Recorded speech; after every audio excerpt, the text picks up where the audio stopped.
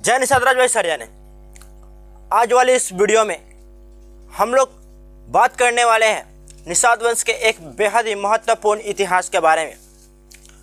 दोस्तों, ये इतिहास एक कहानी है, एक अवतार है जिसके बारे में मैं आप सभी को इस वीडियो में बताऊंगा। तो दोस्तों, वीडियो को एंड तक जरूर देखिएगा, तभी आपको पूरी कहानी अच्छे से समझ आएगी और इस अवतार के बारे में आप सभी को अच्छे से पता चलेगा। दोस्तों, मैं बात कर रहा हूं माता पार्वती के निषाद अवतार की। दोस्तों, प्राचीन काल में माता पार्वती के निषाद अवतार की यह कथा प्रचलित थी। आज भी यह कथा काफी ज्यादा प्रचलित है संतों में, बट इसे बेहद कम लोग जानते हैं। कहने का मतलब यह है कि आम लोग इस कथा को बेहद कम जानते हैं।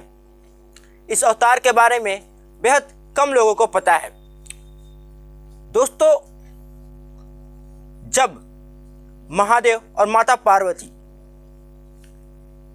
अपने निवास स्थान यानी कैलाश पर बैठे हुए थे, तब एक दिन की बात है, महादेव द्वारा सृष्टि की रचना तथा उसके प्रमुख बातों को, जो कि केवल त्रिदेव ही जानते हैं, उन बातों को माता पार्वती को बता रहे थे। सृष्टि की रचना, उसका अंत, प्रारंभ, सारी बातें, सारी जो गोपनीय बातें होती है, वो सारी बातें वो उन्हें समझा रहे थे और बता रहे थे। बट माता पार्वती का ध्यान बार बार विचलित हो जा रहा था। एक बार महादेव पूछते हैं कि क्या आप मेरी बातों पर ध्यान दे रहे हैं या भी नहीं। तो माता पार्वती किसी और ख्याल में मग्न थी और महादेव की इन बातों को वो सुन नहीं पाई। कुछ देर बाद महादेव फिर से वही बात दोहराते हैं, तो माता पार्वती ध्यान देती हैं। तो महादेव को पता चल गया कि ये किसी और ख्याल में व्यस्त है। इनका जो मन है वह इस बात को जानने में नहीं लग रहा है। उनका मन बार बार विचलित हो जा रहा है, उनका ध्यान बार बार विचलित हो जा रहा है। इसके बाद महादेव काफी क्रोधित हुए और उन्हें धरती पर एक निषाद परिवार में जन्म लेने का श्राप दे दिया। दोस्तों, इस श्राप के पीछे का कारण भी है, क्योंकि महादेव भली भांति ये जानते हैं कि एक निषाद के अलावा कोई ऐसा वंश नहीं है जिनके अंदर ध्यान एकाग्र करने का, ध्यान को साधने का और अपने लक्ष्य पर अडिग रहने का गुण हो। क्योंकि जब भी निषाद अपने शिकार के लिए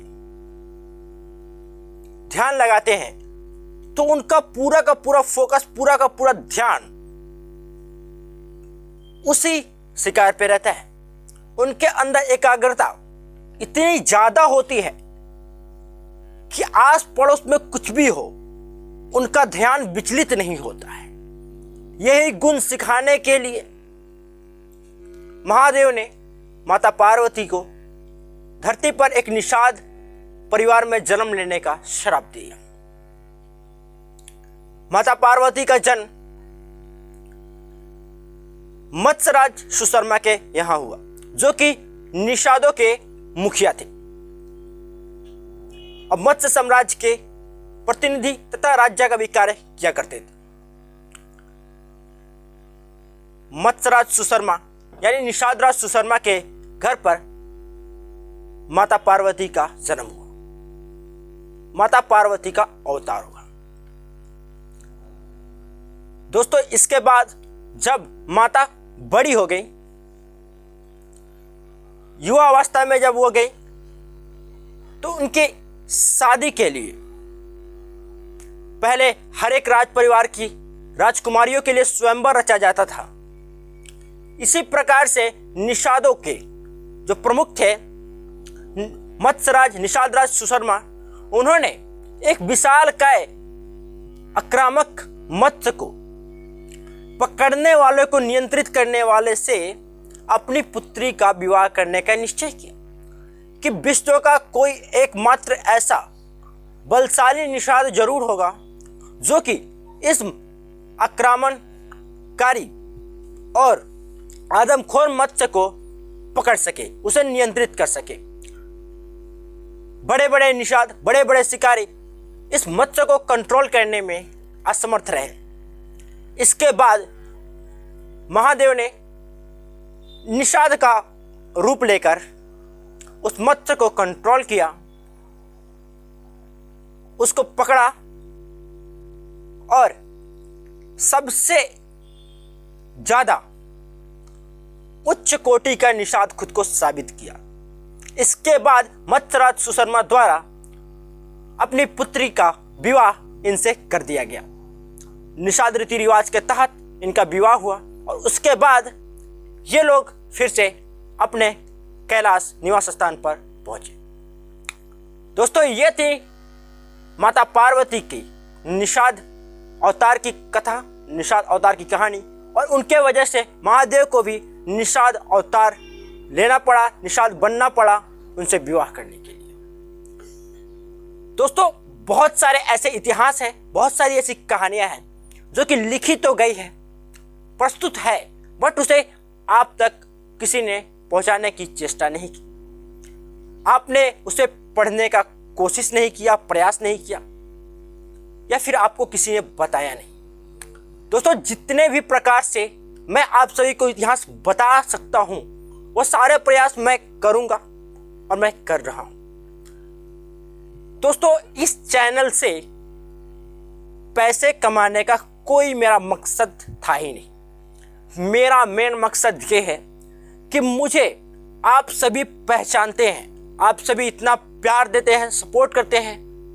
मध्य प्रदेश, छत्तीसगढ़, राजस्थान, हरियाणा, नेपाल, अफगानिस्तान और पाकिस्तान साइड से भी और दुबई से भी हमारे व्यूअर्स हैं जो कि देखते हैं